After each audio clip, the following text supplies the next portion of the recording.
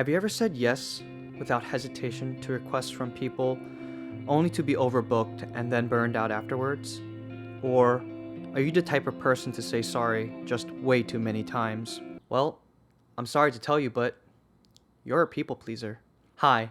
For those of you who don't know me, my name is Sam, and I document my journey to become a filmmaker, and I also make cool short films. If you don't know what the term people pleaser means, it's a person who puts others' needs ahead of their own. On the outside, this doesn't sound too bad. Some might even say it's compassionate and kind.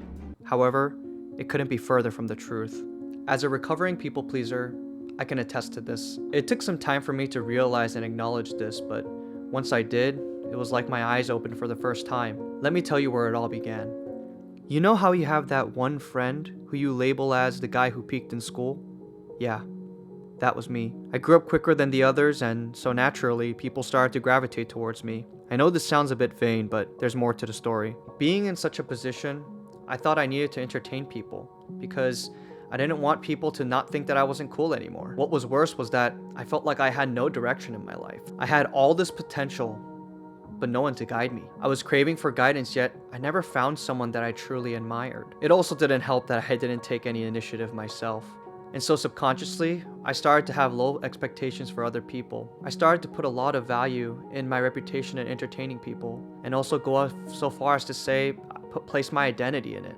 This is where the downfall began. As I entered high school, everyone else started to catch up. Some were getting taller, and some were getting smarter. Some even started to become known for a particular skill, like playing a sport or singing. While everyone else was carving their own paths, I was in the same place. I started to blame my parents and school for not giving me the proper guidance. Once I realized I couldn't depend on anyone, I started to have low expectations for others. This gradually formed into a people-pleasing personality. So when someone had an issue, even if I didn't know how to solve it, I thought I should be the one to help. Some people call this the Messiah complex. This was to compensate for the fact that because no one was there for me, I thought I should at least be there for them. Essentially, projecting my insecurities onto others. Now, if it ended there, it might have been okay, but it didn't. I also started to care way too much about what other people thought about me.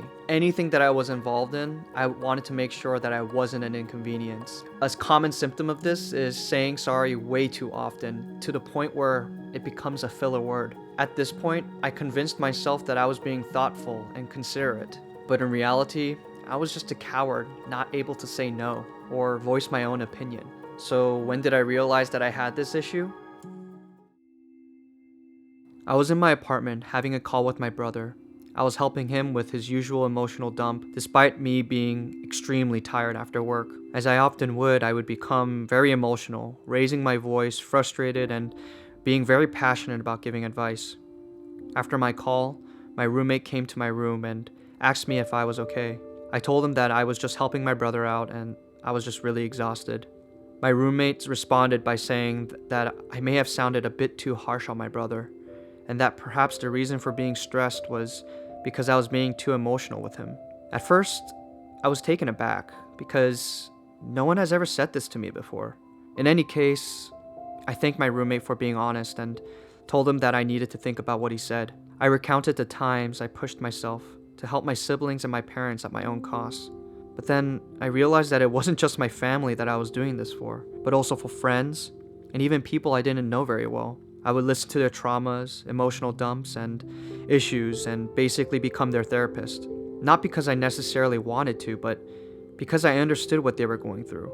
So I thought I should help as much as I could. I realized that a significant portion of my energy was spent on helping other people rather than myself. All the burnouts and stressful times after helping someone started to make sense to me. I started to become more careful and intentional about giving my time and attention to other people. I no longer used sorry as a filler word, but only used it when the situation required it. If someone needed help with something, I would give them general advice and point them to some resources, but I never tried to solve their issues like I did before. I had to tell myself that I wasn't their therapist and that I wasn't responsible for walking them through every step of the way. After making these changes, I saw a huge change in my life. I wasn't exhausted all the time, and I started to make time for myself and explore different hobbies and interests, and also meeting some cool people. You, yes you come first. But this doesn't mean you should be rude or be a jerk. And I'm not saying that helping people is wrong or bad, but at the expense of you being able to live and figure out your own life,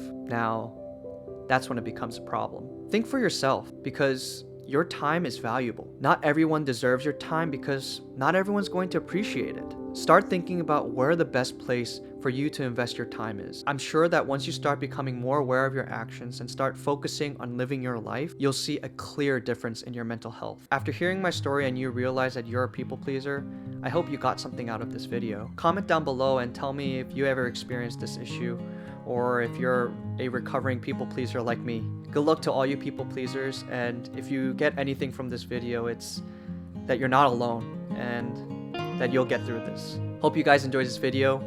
See you next time.